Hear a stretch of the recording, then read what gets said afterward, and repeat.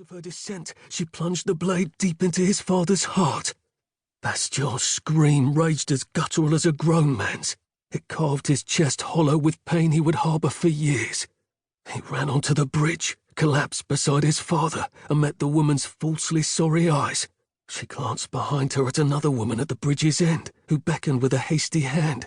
The first woman lifted the bloody bone knife to her palm, like she meant to cut herself to complete the ritual. But with one last look at Bastien, she cast the knife into the forest and fled, leaving the boy with a dead father and a lesson seared forever in his memory. Believe every story you hear. 1. Sabine. It's a good day for shark hunting. At least that's what Ailesse keeps telling me. I pant, climbing behind her as she springs from one rock outcropping to the next. Her auburn hair gleams poppy red in the morning sunlight. The strands whip wildly in the sea breeze as she effortlessly scales the cliff. Do you know what a true friend would do? I grab a handhold on the limestone and catch my breath. Ailesse pivots and looks down at me. She doesn't mind the precarious ledge she's standing on. A true friend would toss me that crescent pendant. I nod at the grace bone that dangles among the small shells and beads on her necklace. The bone came from an alpine ibex we hunted in the far north last year. He was Ailesse's first kill, but I was the one who fashioned a piece of his sternum into the pendant she wears. I'm the better bone carver, a fact Ailesse encourages me to gloat about. I should, because it's the only thing I'm better at. She laughs, my favourite sound in the world. Throaty, full of abandon, and never condescending. It makes me laugh too, even though mine is self-deprecating. Oh, Sabine! She climbs back down to me. You should see yourself. You're a mess. I smack her arm, but I know she's right.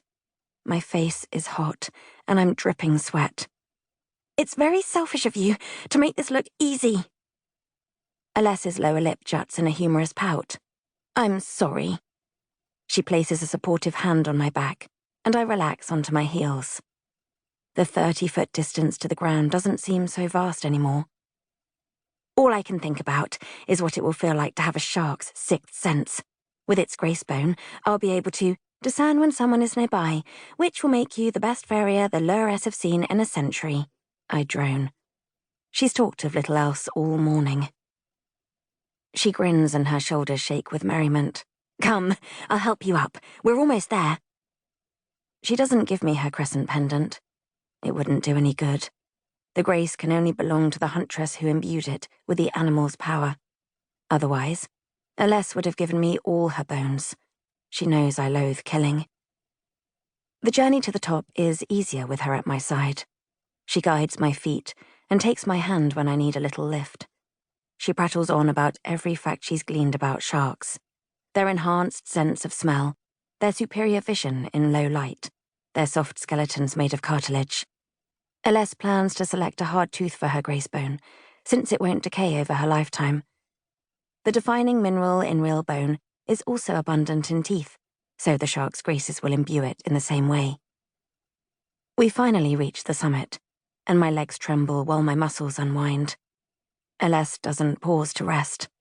She races to the opposite side, plants her feet at the extreme edge of the drop-off to the sea, and squeals in delight. The breeze ripples across her short, snug dress. Its single strap complements her shoulder necklace, which wraps in strands from her neck to below her right arm. The dress is the perfect length for swimming. Before we set off this morning, Ailesse removed the longer white skirt she usually wears on top. She spreads her arms wide and stretches her fingers.